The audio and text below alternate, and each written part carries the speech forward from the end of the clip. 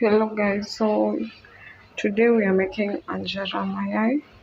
We have our flour, we have our sugar, we have our egg and water.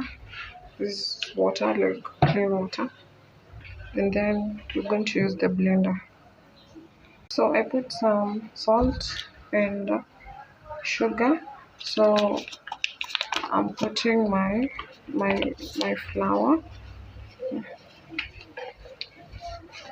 Yeah.